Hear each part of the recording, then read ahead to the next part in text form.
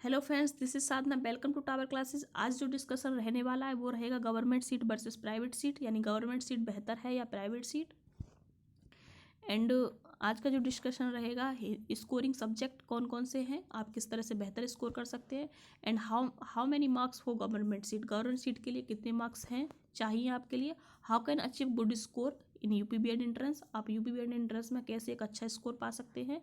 And which subject I am going to teach you, कौन कौन से सब्जेक्ट मैं आपको पढ़ाऊंगी। तो ये सारा डिस्कशन आज हम करेंगे डिटेल्ड में।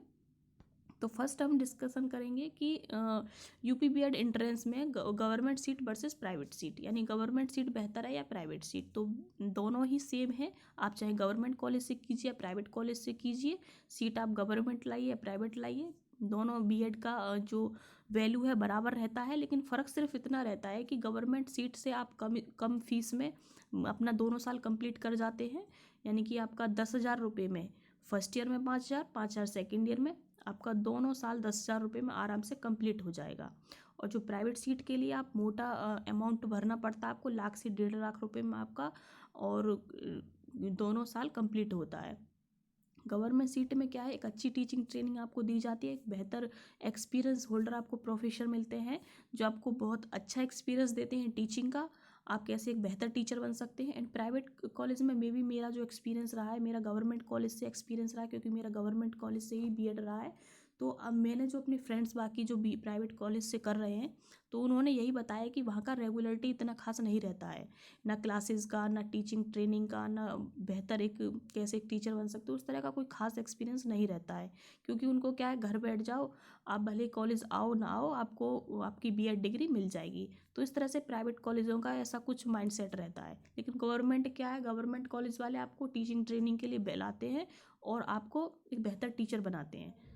तो नेक्स्ट हम डिस्कस करेंगे स्कोर सब्जेक्ट। स्कोरिंग सब्जेक्ट कौन से रहते हैं, आप बेहतर स्कोर कैसे कर सकते हैं। तो हिंदी एंड इंग्लिश में जो भी आपने चॉइस की है, हिंदी इंग्लिश जो भी आपका सब्जेक्ट रहा है, एक ही सिलेक्ट करना होता है हिंदी इंग्लिश में से। एंड रीजनिंग, हिंदी और रीजनिंग जो है स्कोरिंग सब्जेक्ट हैं। स्कोरिंग सब्जेक्ट क्यों है ये मैं आपको आगे डिस्कशन करूँगी पूरा डिटेल में।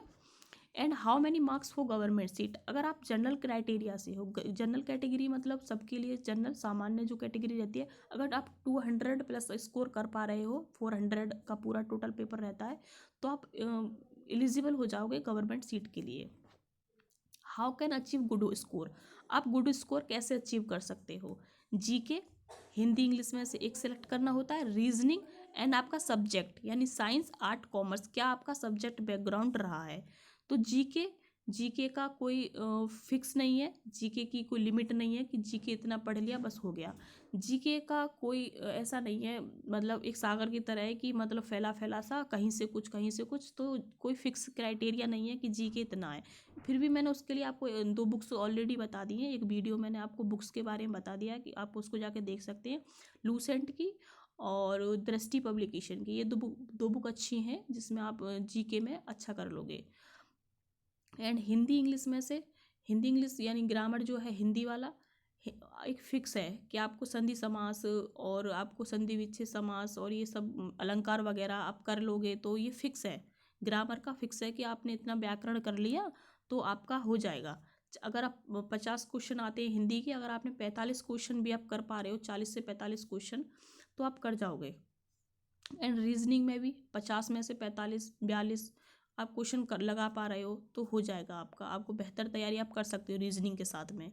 तो हिंदी और रीजनिंग क्या है, एक दो ऐसे सब्जेक्ट हैं इसमें जो कि बेहतर स्कोर आपको दिला सकते हैं, क्योंकि इनका सिलेबस फिक्स है। अगर आपने तैयारी कर ली इनमें बेहतर से, तो आप बेहतर स्कोर कर जाओगे।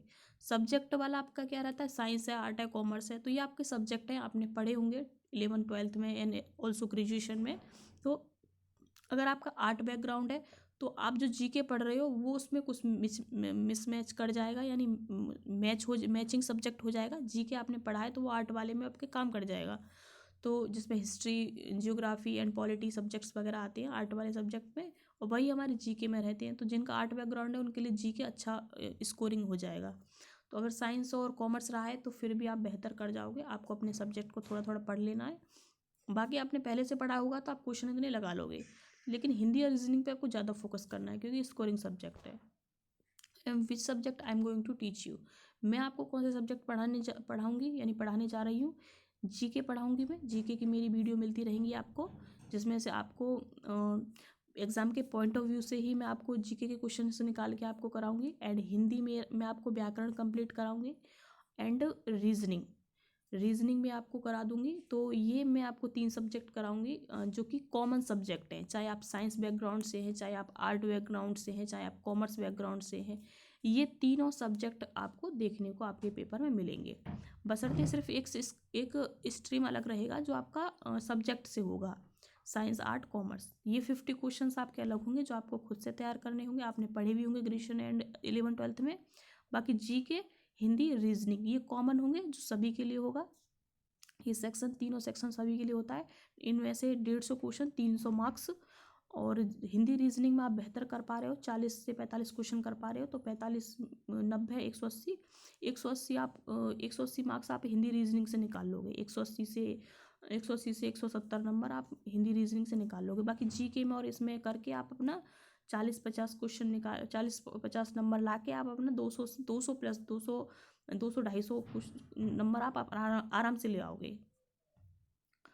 तो एंड फॉर यू, इस वीडियो में आपके लिए क्या है, practice papers of previous years. आप पिछले साल के प्रैक्टिस पेपर लेके, यानी आप अपना एक पेपर खरीद लोगे, प्रैक्टिस पेपर, जो कि यूपीपीएड एंट्रेंस का आता है। आप किसी भी राइटर का ले लेना, किसी शॉप पे जाके आप अपना प्रीवियस ईयर पेपर्स ले सकते हो। 10 से 15 साल के आप प्रैक्टिस पेपर, डेली आप अपना एक प्रैक्टिस पेपर लगाइए, उसमें अपना स्कोर काउंट करिए और अपना वीक पॉइंट ढूंढिए कि आपका वीक पॉइंट कौन सा है, और स्ट्रॉन्ग पॉइंट उसे बनाइए। तो इस तरह से आप अपना डेली का प्रैक्टिस पेपर लगा के और अपना बेहतर तैयारी के साथ, जो बुक्स मैंने बताई उनको साथ साथ पढ़ के, और मेरी वीडियो से आप डे बाय डे हेल्प लेते रहोगे, आपको मेरी ऐसी ही वीडियो मिलती रहेंगी। और अगर आपने चैनल को सब्सक्राइब नहीं किया है तो आप चैनल को सब्सक्राइब कर लीजिए। And thanks for watching my video.